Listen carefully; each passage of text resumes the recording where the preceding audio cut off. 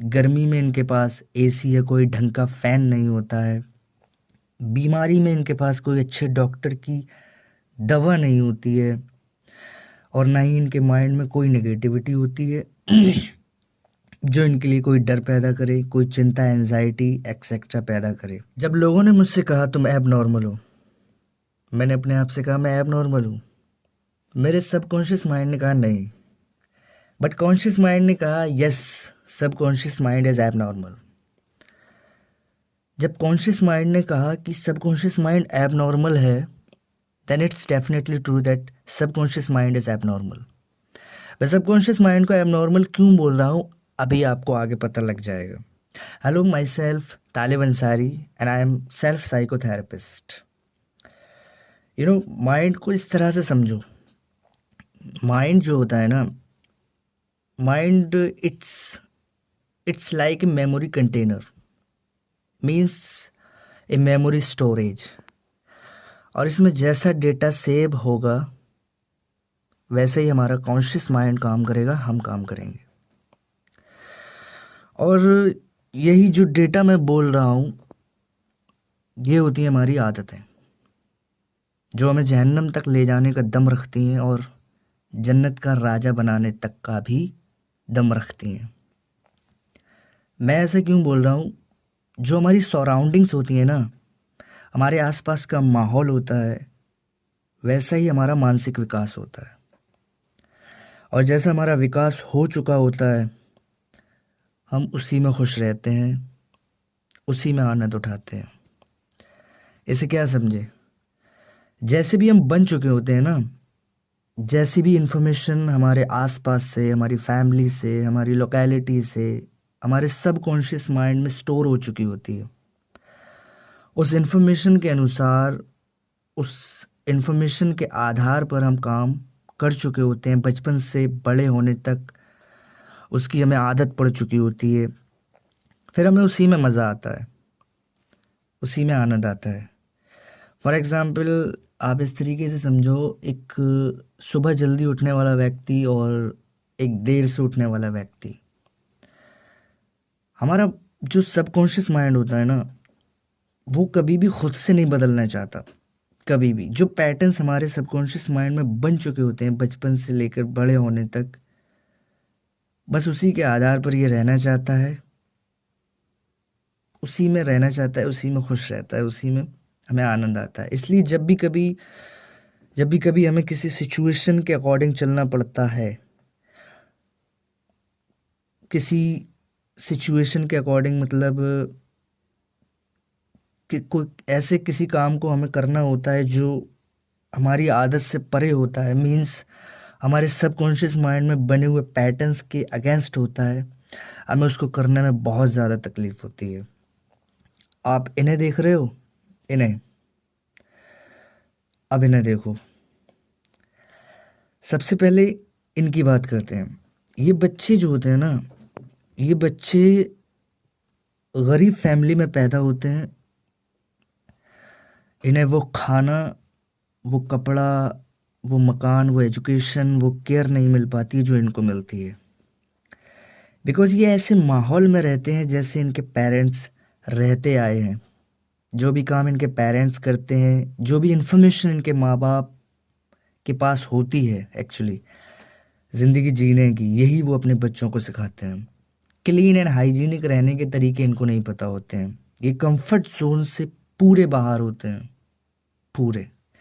बचपन से लेकर बड़े होने तक ये लोग कंफर्ट जोन से बाहर होते हैं। इन्हें भूखा रहने की आदत होती है, इन्हें बरसात में सर पे छत ना होने की वजह से भीगने की आदत होती है, इनके पास सर्दी में लग्जरियस जैकेट्स वगैरह नहीं होते हैं, गर्मी में इनके पास एसी या कोई ढंग का फ़ैन नहीं होता है, बीमारी में इनके पास कोई अच्छे डॉक्टर की दवा नहीं होती है और ना ही इनके माइंड में कोई नेगेटिविटी होती है जो इनके लिए कोई डर पैदा करे, कोई चिंता, एंजाइटी एक्सेट्रा पैदा करे। क्योंकि इन्हें नहीं पता होता है ना, ऐसा खाने से हमारा लीवर ख़राब होता है, ब्रश ना करने से दांतों में सड़न हो जाती है या पायरिया वगैरह होता है, इन्हें नहीं फ़िक्र होती है अपने बच्चों को थोड़ा बचा के रखें, सर्दी बहुत हो गई है या गर्मी बहुत है।